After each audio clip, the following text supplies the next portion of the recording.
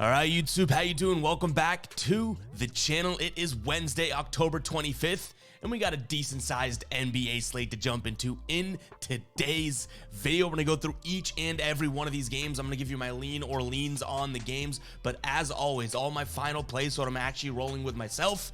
If you do want to fade me, those plays will be in the pinned comment. I update that throughout the day, so keep an eye on the pinned comment for my actual plays. But yes, we talk about every single game, both the spread, the total. We go through each game on the channel, but we don't bet every single game. What I actually like and feel the most confident with, I put in the pinned comment. Those are my actual personal bets. In terms of last night, we did have a bet on both games. We took both unders and cashed both unders. The Lakers and Nuggets, a little bit sweaty there, finished at 226. Still looked like an under for most of the game, so it wasn't all that sweaty, but final score-wise kind of was. And the Suns and Warriors, that was a fairly easy win there. They didn't really even sniff 235, so you know what? Let's pump in some crowd noise. One game under our belt in the NBA this season, and we had ourselves a mini sweep. In fact, I'm gonna do it. Fire off the money gun, baby. Let's go. Hate how much of a mess that makes. And it's a mini sweep. But game one, or night one of the NBA, games 1 and 2, we hit both of them. We got to fire off the money gun. And now it's going to take me 15 minutes to pick all that up. But let's go ahead and jump into today's games here. We're starting it off with the Charlotte Hornets taking on the Atlanta Hawks. Right now, Charlotte, 3.5-point dogs at home. The total sitting at 235.5. I think this game can be close, but this spread is fairly low, so I'm going to lean towards the Atlanta Hawks in this one, -3.5. I just think they have more talent. This Charlotte team is super young. They do have talent. I don't really want to take much away from them, but Trae Young, Bogdanovic, DeJounte Murray, Clint Capella, I think that that's just such a good, starting lineup there. Even throwing DeAndre Hunter, like, they do have a lot of talent, and Charlotte's still young in my mind. I know some of these guys, PJ Washington, LaMelo, even Terry Rozier, like some of these guys, and the new kid, like I do understand that, they are really, really good, but I think Atlanta's just a hair better than them still right now. This maybe next year that changes with all the young talent that the Charlotte Hornets have, but for now, until proven otherwise, I am going to lean towards the Hawks here, -3.5 points. I like the under 235.5 as well. Now, I'll say this before we even progress with the rest of the slate. We don't have this year data to go off of for all these teams playing their first game. We won't have that for probably a couple weeks in terms of like real concrete evidence in terms of what we're seeing, rookies playing well, trades working out or not working out. So like I told you guys yesterday, be cautious. Be conservative with your bets to start the NBA season. I would say right around mid-ish November is where we'll have all the information we need, and I feel like that's where the biggest edge is. November to mid-December, like there's a lot of money to be made in the NBA. Right now, yes, there's a lot of opportunity, but there's not a lot of data out there. So even me saying that the Hawks out here, have more talent, right? Who's to say that, the Hornets, they're young guys, draft picks, all that end up just working out and they're just a way better team, right? We haven't seen it happen yet. So I do want to make that clear that just be safe, be conservative, really manage your bankroll. Like, we could go out here and then all of a sudden it's like, Brandon Miller's is like playing like an MVP, right? It's like, well, yeah, that changes the Charlotte Hornets dynamic for sure. So, I just want to throw that out there. Just be conservative to start the NBA year, guys. Once we see how the teams flow, that's when we can really hammer some plays and make some money. But 12 games on today's slate, I'm not going to be betting 12 games, you know what I mean? But nonetheless, guys, I do lean towards the under as well as Atlanta. Hopefully, you don't mind my little rant there. Next up, we have the Pacers taking on the Wizards. In this one right now, Pacers sitting at 7-point favorites at home. Total sitting at 235 in this one. I like the Pacers in this spot. Halliburton out there, I think that he's going to have a really good year. Not really a groundbreaking take there. But I do like that I like the Pacers roster returning a lot of guys and also just having such young studs there. In terms of what we're seeing on the Washington sides, it is going to be a new Washington team. No Kristaps this year, right? No excuse me, no, Bradley Beal. I think it's going to take a little while for them to get adjusted to this one, and I think the line indicates that as well. 7 points is a decent number to lay on opening night, but I'm going to lean towards the Pacers to do it in terms of, you know, the home court advantage as well. Total sitting at 235. Again, it's still a little bit too high for me. I don't know if I pull the trigger on these unders, guys, but like I said, I'm going to be conservative to start the year. If I see a total that is way, way, way up there, I'm not going to bank on these teams being fully meshed and integrated yet, right? So I'm gonna sit back and you know, take the under on this one as well, just in terms of a lean. Keep an eye on the pin comment to see what we ultimately roll with for a final play, because some of these will just be leans, and you gotta understand what leans are too. Now, I know we're only 2 games into this and I'm like giving all these, well, they're just leans, be conservative, blah blah blah. It is kind of what it is, though. I do want to be fully transparent with you guys, and I don't want to fake confidence just for content, right? So these first 2 games, yeah, pretty much leans across the board. Don't love necessarily what I'm seeing, especially those unders. I'm going to leave them as leans. I don't know if we pull the trigger on them. Keep an eye on the pinned comment. We do have some spots we really like in this slate, so just be patient. All right, let's get to the next game here. Speaking of spots we like, now I'll preface it, if it's your first time watching my videos, I am a Celtics fan, a big Celtics fan. In fact, I just can't even get myself to bet against the Celtics. I'll lean against them, but I can never actually pull the trigger against them. It's weird. I'm sure a lot of people get it. It's the home team. At least I tell you about it, right? But I think this Celtics team is going to be very good this year. The addition of Kristaps, getting Drew Holiday, a huge shakeup. I do think that they win this game. I like the Celtics minus 3 points. The Knicks are a good team. I'm not taking anything away from them, but I think the Celtics are just built a little bit better. I think they match up really well now, especially with the addition of Kristaps and Drew Holiday. I don't necessarily think they lose much. Do the Knicks have potentially, you know, a little bit of depth that the Celtics may not have? Yeah, I could say that, just due to the fact that the Celtics did kind of unload, I guess you could say, some of their depth in the offseason, but honestly not losing all that much, but enough for me to say, okay, well, let's be real, they did lose some, right? But nonetheless, I do think that this is a better Celtics team. I think that they are going to be a very good defensive team this year, which everyone's thinking Kristaps and Drew Holiday contributing on the offensive end. Do people forget how good Drew Holiday is defensively? Like, that's legitimately one of the best defenders, if not the best defender at the guard position in the entire NBA. I think it's going to be huge for them there. So give me the Celtics here, minus the 3 points. Total sitting at 224. I don't mind the over in this one. The one thing I'll say about that defense, I said how good the Celtics will be defensively. I do think that this is a unit that, you know, is not used to playing with one another. They were so defensively sound with, you know, Marcus Smart, Grant Williams, a bunch of the other guys on the team, Robert Williams, that I think it may take a little while for them to get their sort of defense anchored down. So I could see this one being a game in which the Knicks don't have much trouble scoring against the Celtics, at least to start the year, but the Celtics have so much power offensively that they don't have any trouble scoring against the Knicks, and this one goes up and over 224.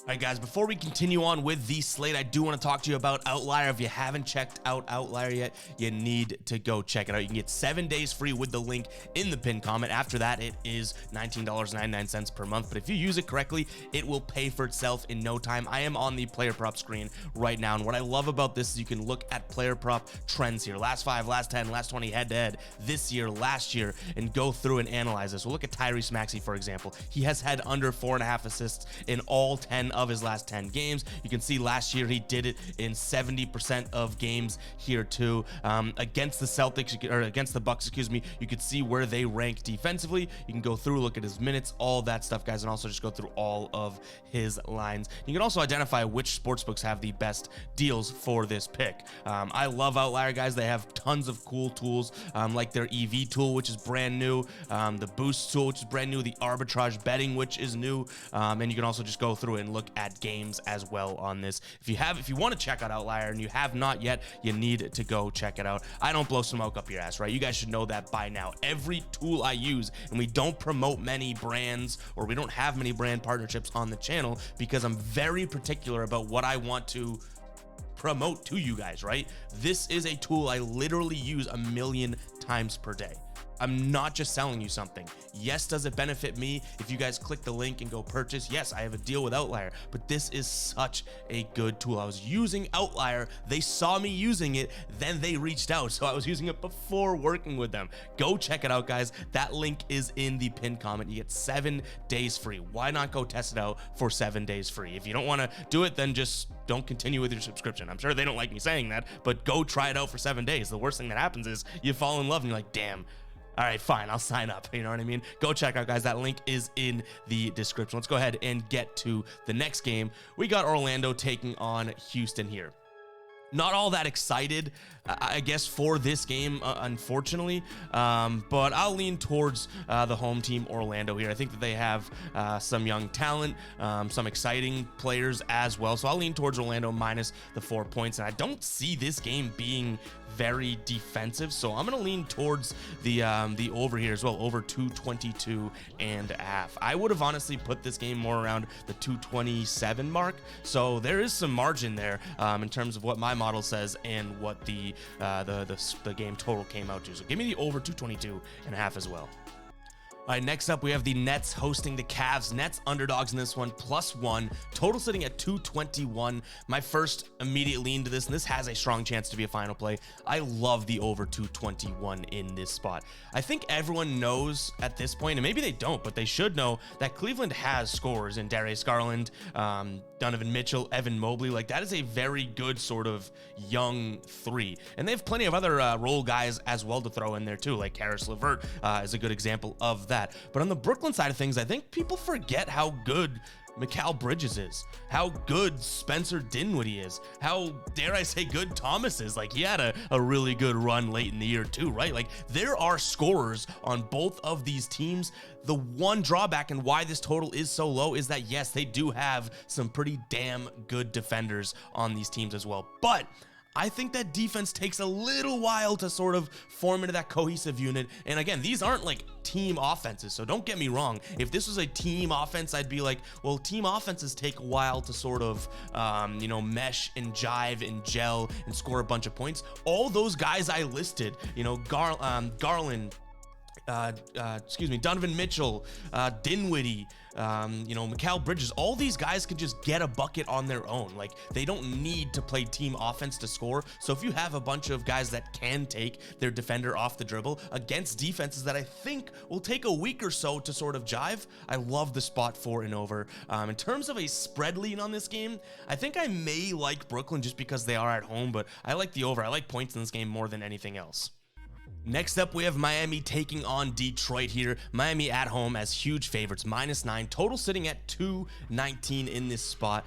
While I do know Miami is the better team, I think that is obvious. I think that 9 points is a little bit too much to lay. Like, this is, and we haven't seen it in a while, a fairly healthy Detroit team. Now they are missing Bogdanovich, which is huge for them, but Cade Cunningham's back, Jaden Ivey, the rookie Alzer Thompson, Isaiah Stewart, Jalen Duren. Like, not a bad starting five, which it's easy to say that about the Pistons before the season. All of a sudden it's like, well, Ivy will stink and maybe Thompson doesn't work out in a few weeks, and it's like, yeah, the Pistons were gonna piston. But 9 points, I think, just a little bit too much to give on opening night. Do I have the cojones to make that a final play? I'm not exactly sure. I'm not entirely sure. I'll also lean towards the over 219 in this one because, like I keep saying, guys, these low totals, I'm going to be looking at the over in terms of leans. These high totals, I'm going to be looking at the unders. I'm looking for, in terms of points output, some mediocre-ish final scores to start the NBA year. We see it a decent amount of years and year in, year out. So it's a decent strategy that we've had on the channel and just in personal betting for years now. This Miami team versus Detroit in, I would say mid-January, 219 total is something that we might even consider the under.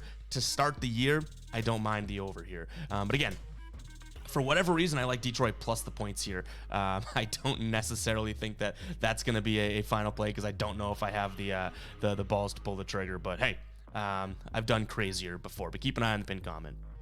All right, guys, if you want to support what we're doing here and get some great merch at the same time, make sure to check out the merch store, Fade Me. I'm wearing the guppy cross out hat right now, guys. Go check it out. You can use code 20FADE. You get 20% off the entire site today only. Again, great way to support the channel. We have tons of new designs over there. I'm sure you'll find something you like. It's a great way to support it, and it's great quality merch at a great price as well. So go check out the Fade Me store, guys. Again, use code 20FADE. You get 20% off your order today only. We're celebrating the NBA season here with a discount. Go check it out, guys. Let's get back to the slate. All right, next up, we have Toronto taking on Minnesota here. Toronto sitting at home as underdogs, only +1 though. I like the Timberwolves in this spot though. I think Toronto losing Fred VanVleet, I think is gonna take a little adjusting. Like, he was such a big part of that team, right? And yes, they still have Barnes, Siakam, Anunoby, getting Schroeder as well. Like, I do think that they have potential to kind of fill his void. But opening night, I like the lineup of Minnesota returning plenty of guys here. Conley, Edwards, Alexander Walker, Karl Anthony Towns, Rudy Gobert. I think that they are, at least to start the year, a far better team than Toronto until Toronto can prove to me that they can fill that void. So I'll go ahead and lean towards Minnesota here, minus the 1 point, total at 222. I want to go and lean towards the over, but a little worrisome just not knowing what the Toronto Raptors offense looks like, but I'll still lean towards the over. I see some books at 222.5, so if we can catch it at 222, maybe there is some value there. Both those plays honestly do have a decent chance of being a final play in the pinned comment. All right, Chicago taking on the Thunder here. I've seen so many people talking about being on the Thunder and loving the Thunder, so I'm going to be fading the public, and I'll actually even flash into Outlier to show you guys what I mean here too. This is the Thunder and Bulls game, right? We're looking at the percent of bets. 78% of the bets are on the Thunder. 73% of the actual money is on the Bulls. So that is something that we like to see. The public is all over the Thunder, and I guess you could say rightfully so, but I'm going to be taking a peek here at the Bulls. Now, one thing I will say is Zach LaVine looks like he's questionable to play. I don't know if it's an injury or he's just not going to play. We'll do some digging on that, obviously. But if he does play, I love this spot for them. Even if he doesn't play, I might consider it just because I do think that the Thunder are so young and so like good. They are good. I'm not knocking the Thunder here. We made so much money with the Thunder, the crumbling Thunder, whatever we called them last year, right? But I just don't love the idea that everyone's jumping on them here with the Bulls at home. And if Zach LaVine plays, you know, that's a team that can match up pretty well with the Thunder. In terms of the total, 227.5 seems a little bit high to me. I'm leaning towards the under in that one. All right, Memphis taking on the Pelicans here. Memphis sitting at 1 point favorites. Total sitting at 227 right now.